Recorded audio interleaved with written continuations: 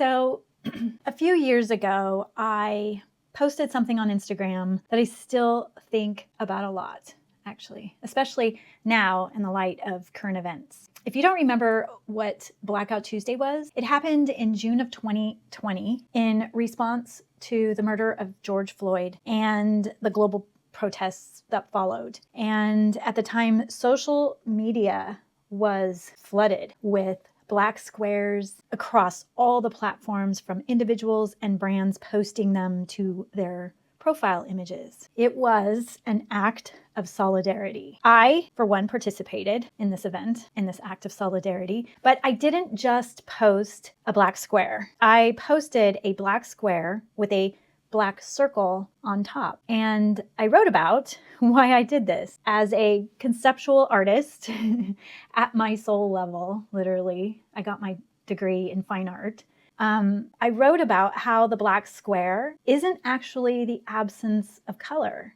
It's the presence of all colors. And rich black, which is what us designers call it, is made up of cyan, magenta, yellow, and black. And the circle on top of my black square was also black, but it was pure black. But it was surrounded by the rich black color, but they were both black. And what I was trying to say was simple. Even when we think we're separate, right? We're still made of the same thing. And that day, it really did feel like we were all in this together. Like I got a real visceral sense of that. My heart hurt when I heard the news about George Floyd, and a lot of people's hearts hurt. And I shared what I shared because it was honest, not because I felt pressure to say the right thing. But today, I feel like something's changed. And that feeling of togetherness has cracked. Purpose has stopped feeling unifying and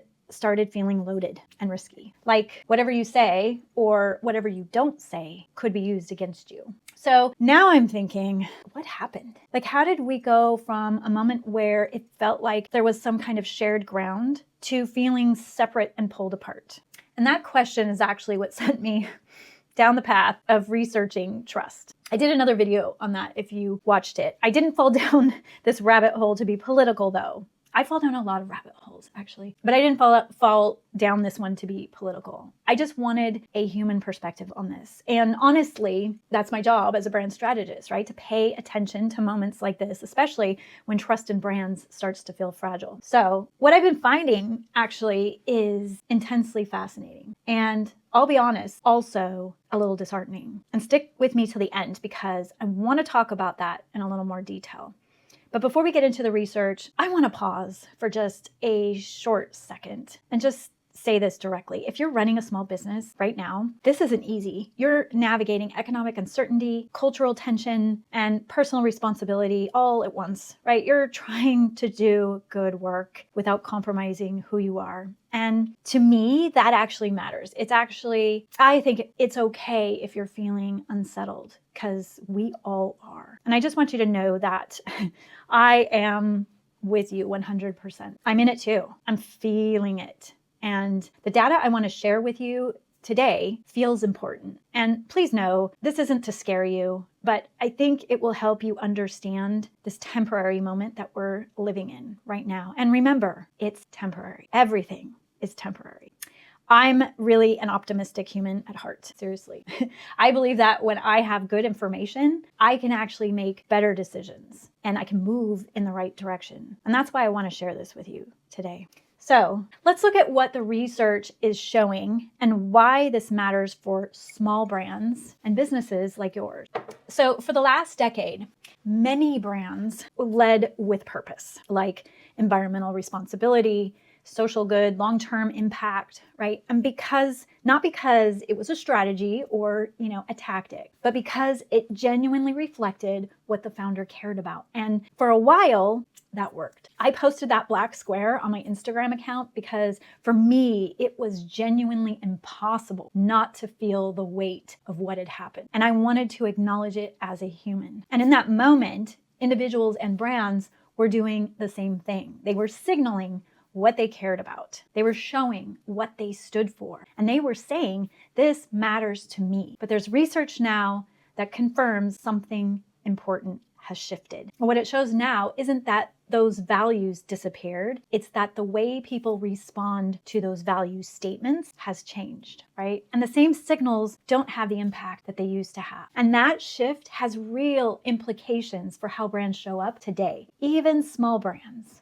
The data shows that people in general are clearly moving away from change the world towards something much more personal, which is help me cope with my world. And I want you to really zoom out here because the big picture isn't necessarily about selfishness, right? In fact, I would argue that it's more about survival. You've probably noticed that the world is a bit unstable right now, and many small brands are not actually seeing this moment clearly. They assume declining engagement with purpose-led messaging means customers don't care. But what's happening now is people aren't rejecting values, they're prioritizing personal needs.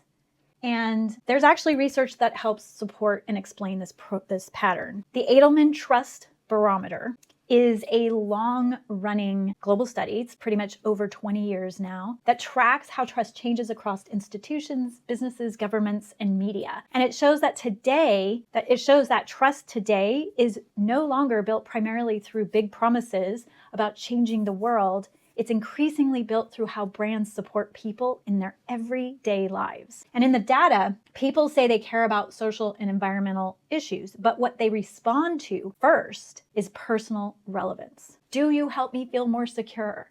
Do you make my life easier? Can you help me feel more stable? And that's a huge change. And this is the part that matters most because purpose didn't disappear. It didn't become irrelevant. People's priorities have shifted. People are no longer looking for brands that say, here's how we're changing the world, right? People are looking for brands that start with, here's how we can help you cope with yours. Values still matter, but they come second, not first. And here's where this gets kind of tricky for small brands because I'll bet most of you didn't lead with purpose as a marketing tactic, right? It was probably built into your business because it's genuinely part of who you are. But understanding why this shift is happening gives you a way to adapt without abandoning what you believe. And to do that, we have to look a little closer because this dumpster fire, it didn't happen out of nowhere. So what happened? Well, over the last few years, inflation hit hard, right? Housing costs climbed. Everyday expenses, groceries, gas, healthcare, even butter and eggs became unpredictable. People's incomes just aren't catching up fast enough. And when your economic foundation feels unstable, your focus narrows, right? You're not thinking about long-term impact anymore. You're thinking about right now. Can I afford this? Will this actually help me? Is this worth it? This is basic Maslow's hierarchy of needs. This isn't shallow, it's human. It's very human. And layered on top of that, economic pressure, right, is that deeper layer of trust that we talked about earlier. And if you want to dive deeper on some of the trust research that I've been doing, I'll put it up in a video somewhere around here. So this global study, the Edelman data, shows trust in institutions, government, media, NGOs, even large corporations has been declining for years. And when trust breaks down at that scale, people pull inward. They stop looking to big systems or organizations to solve their problems. They start relying on what feels closer, smaller, and much more controllable. That's their immediate circle. And listen up, that's also small brands that feel personal and accessible. And this might explain why things feel so brittle right now. I'm going to talk now about the stuff that's so disheartening to hear. According to the Edelman Trust Barometer, we've moved from a broad sense of grievance that they identified in 2025 into something much more isolating and, to me, a lot more scary. Nearly 70% of people say they're hesitant or unwilling to trust someone who holds different values, facts, or cultural beliefs than they do. And what this tells me isn't just that trust is low, it's that people are retreating into their own world. And they're gravitating toward voices, content, communities that already agree with them. And over time, that creates echo chambers. Not because people are bad and closed-minded. These people aren't bad and closed-minded, but uncertainty feels unsafe to them. And those echo chambers don't resolve grievances, right? They reinforce them. And the more reinforced they become, the harder it is to hear anything that doesn't already fit the story that they've already decided is true. And that is what the most recent research calls insularity. And like I said, it's not about being selfish. It's about survival. When the world feels chaotic and unreliable, people narrow their focus to what they can manage. They retract into what feels safe. So they're not asking brands to save the world anymore. They're asking brands to make the world feel a little less chaotic for them. And if you're a small brand that's been leading with purpose, with like environmental impact, with social responsibility, or with we're here to make a difference, this is the moment where that message can start to feel a little distant for people. Not because people don't care, right? But because it's not meeting them where they're at right now. So what does it mean when I say, help me cope with my world? Here's where this can get just a little nuanced, especially if you're an outdoor wellness brand. When someone chooses a product that helps them sleep better or saves them money over time, or maybe makes their day just feel a little more manageable, that's not a shallow decision. Right now, that's survival. That's care. That's them trying to stabilize their world so that they can show up for the people and things that matter to them. So your customers already expect you to care about sustainability or the environment or social change. That's not optional. Most likely, that's not optional in your category. It's often why people are shopping for you in the first place, right? But here's where it gets kind of tricky. Just because your customers share your values doesn't mean traditional purpose-driven messaging still works the way it used to. So right now, people need brands to make their world feel better before asking them to care about a bigger one. And this is where you, the small brands, have some leverage, right? You don't need to abandon your environmental or wellness values. You need to reframe them. And you need to do this by making them personally relevant. So instead of buy this to save the planet, it becomes this product saves you money over 10 years. And by doing that, it saves the planet. So did you see what I did there? You lead with personal benefit first. Then let the larger impact become the bonus. Instead of support our global well-being mission, right? That shifts to our therapeutic massage services give you 30 minutes of personal care during a hectic day, which helps us support global mental health initiatives.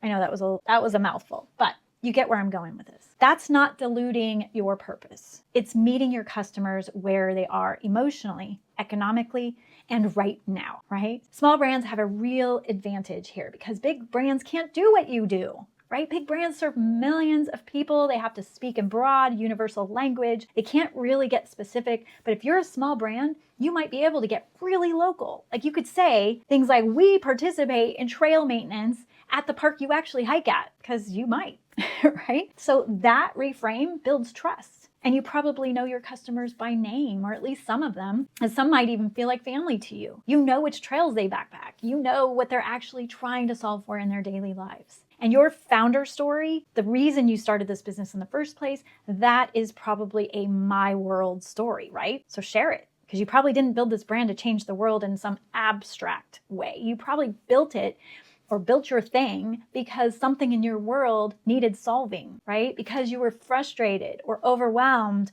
or couldn't find what you needed. And you made something that worked for you first, right? So you understand fundamentally that my world story that your customers are experiencing right now. And that's your advantage. Because when you talk about your product making someone's day easier or saving them money or giving them just 20 minutes of peace, you're not pulling that out of thin air, right? You're not workshopping language in a conference room. You're probably speaking from experience. People feel that. So here are some ways to start thinking about your products or your services differently. This isn't about changing what you offer. It's about reframing how you talk about what it does for people right now and letting your values become the bonus, not the headline. So 1, lead with what it saves them. So when people are under pressure, financially, emotionally, mentally, they start making decisions based on what helps their life feel more manageable. They need something that helps them keep their world from feeling like it's constantly slipping out of control. So the first reframe is about that relief. So start here. What pressure does this, your product or service, actually take off of someone's plate right now? Is it money, time, mental energy of having to deal with something breaking or needing to be replaced? If your product, so for instance, if your product is durable and comes with free repairs, the benefit isn't that it's better for the planet, right? The benefit is that it lasts 10 plus years, which means fewer replacements, less money spent over time, and no worry about something breaking and having to rebuy it, right? That's the part that helps someone cope in their world financially right now. And yes, durability and fewer replacements also mean less waste, and that's still true. That still matters, but it's the bonus, right? It's what happens because the product solves a personal problem first. So you're not hiding your values, you're just reordering them so people can see themselves in the benefit before they have to care about the bigger picture, right? So along those lines of that kind of reframe, consider some sort of mental health reframe, right?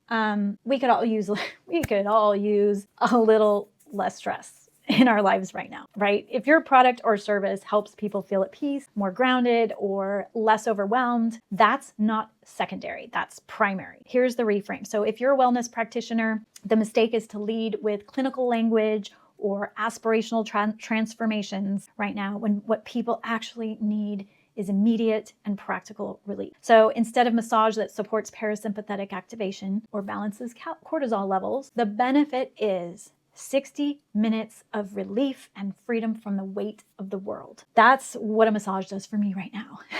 Anyway, so people don't have the luxury of optimizing their best selves right now. Many of us are looking for predictable comfort in the middle of a hectic week. We need a little more left in the tank to be able to show up for our kids and our work and our relationships, right? That's what people actually need right now. The clinical benefits, reduced inflammation, improved nervous system function, those still happen, but they're not the lead. The lead is this gives you relief.